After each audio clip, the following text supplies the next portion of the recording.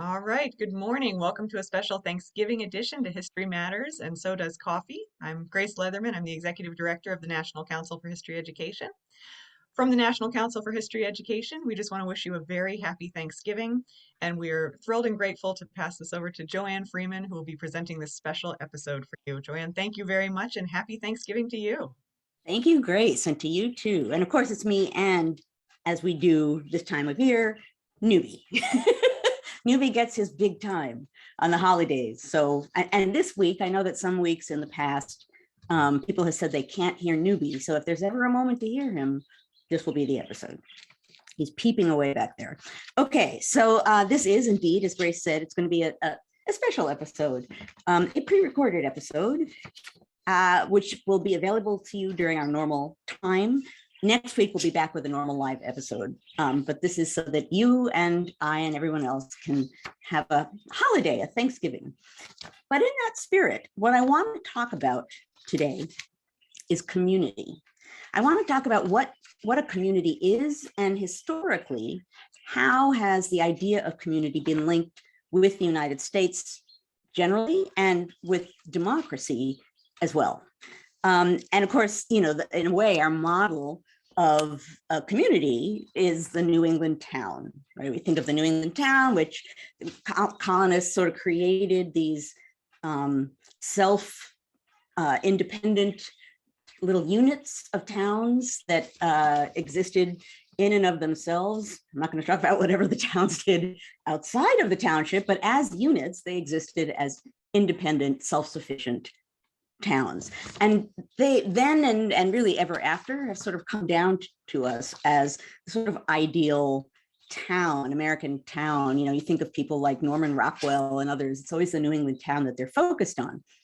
Now, the New England town as a community, you know, they were small enough that people knew everyone else in the town, that when you were in that kind of a town, there was some sense that you take care of your own. So towns would even take care of difficult people. And if someone was really difficult, they would ward them out. They would remove them from the town, which tells you what a serious punishment that was.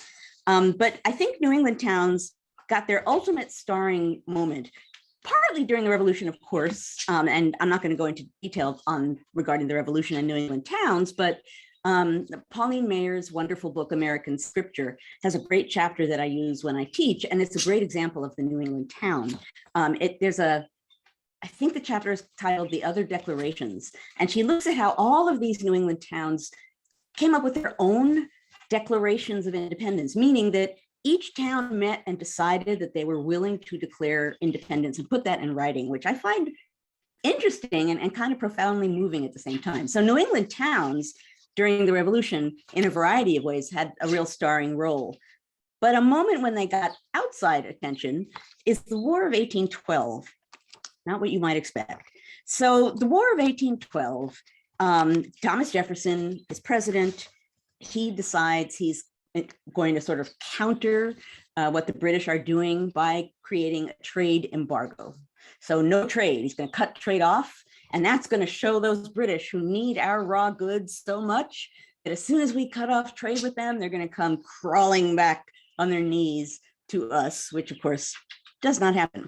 And one of the reasons why it doesn't happen is because New England towns are, for obvious reasons, really not thrilled with this embargo idea, not just because they tend to be Federalist and Jefferson is a Jeffersonian Republican, but because that's where so much of the creation of the raw goods is going on, and that's where ships are, and that's where shipbuilding is. And so during this embargo, New England really suffers, and they're really angry. And so they get particularly good in New England at finding ways around the embargo, like coming up with sort of sneaky paths to avoid it, finding ways to smuggle. In one way or another, they manage to keep getting around the embargo, no matter what kind of protest or notice they get. New England towns proved to be really powerful, to the point that after his presidency, Jefferson fought back to the War of 1812, and he thought, wow, those New England towns, actually, forgive me, Jefferson has the embargo, the actual War of 1812. Oh man, folks, I haven't had enough coffee yet.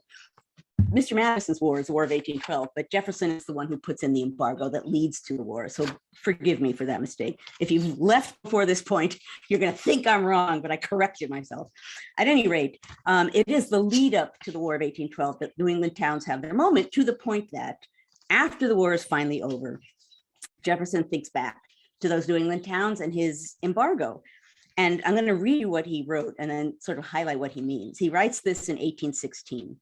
The townships in New England are the vital principle of their governments and have proved themselves the wisest invention ever devised by the wit of man for the perfect exercise of self-government and for its preservation. And he hoped that new states in the West would be subdivided into what he called ward governments, quote, laid on the same basis as that of Massachusetts. So after the embargo during his presidency, and after seeing the power of those New England townships, Jefferson walks away and he's like, wow, those New England townships, those are powerful, right? Powerful communities basically coming together to resist his embargo. Now jump a little bit forward in time. And 1831, you have Alexis de Tocqueville makes his trip to the United States. And one of the things that he fastens on as being really interesting and really distinctive about the United States is associations, communities, clubs. So I'm going to read a little bit of him here so that you can get a sense of what he notices. He gives almost an entire chapter in the second volume of his book, Democracy in America, on communities. Americans of all ages, all conditions, all minds constantly unite. Not only do they have commercial and industrial associations in which all take part, but they also have 1,000 other kinds: religious, moral, grave, feudal, very general, very particular, immense, and very small. Americans use associations to give fetes, to found seminaries, to build inns, to raise churches, to distribute books, to send missionaries to the Antipodes. In this manner, they create hospitals, prisons, schools. Everywhere that at the head of a new undertaking, you see the government in France and a great lord in England, count on it that you will perceive an association in the United States. So he's certainly remarking on not necessarily towns, but a variation on that, still a kind of community, in this case, voluntary associations of sorts where people come together for a purpose and carry out that purpose in a group. And Tocqueville sees this and says in a variety of different ways in Democracy in America, he understands the need for this because the United States is so sprawling. It covers such a large area that it kind of makes sense that Americans have to find ways to come together in communities. And that's what these associations are. And he then goes to the next step, the theme of his book, to say that he really thinks these associations are at the core of democracy. So this is another 2 or 3 sentences from Tocqueville. In democratic countries, the science of association is the mother science. The progress of all the others depends on the progress of that one. Among the laws that rule human societies, there is one that seems more precise and clear than all the others. In order that men remain civilized or become so, the art of associating must be developed, and perfecting among them in the same ratio as equality of conditions increases. So there he's saying association and democracy, they go hand in hand. People need to know how to come together. People need to be able to come together for joined purpose. He links societies being civilized with the ability to come together. So I'm not going to go further into this because this is Thanksgiving and I could go veering off into a variety of different directions that I have before about community in the United States. But for the purposes of this short holiday session, I mostly want to highlight the degree to which democracy relies on communities of different kinds, right? Not just the community of the United States, but also really communities of various sorts in which people look out for each other. People come together, some of them live together, they watch out for each other and often govern with each other. So basically, in this sense, a community, in the sense I'm talking about it today, is a group in which people feel responsible for each other. Now, that leads me to the holiday portion of this very brief holiday episode. And that is really obviously, and I boast about it all the time, we are a community. We've created an amazing community at History Matters, and so does Coffee. I boast about you guys all the time that this is a remarkable group that comes together every week, that many of you stick around for 90 minutes to talk history, to talk democracy. That's really meaningful. And I think not just to me, the fact that it happens every week, I think that means something. So during this Thanksgiving season, I'm here to wish you some quality time with the communities that you choose to be part of this week, and to you and yours generally. I hope that you're having a wonderful week. And I get to give thanks to all of you for joining together to make the History Matters community. It means a lot, and not just to me. So I want to wish you a happy Thanksgiving.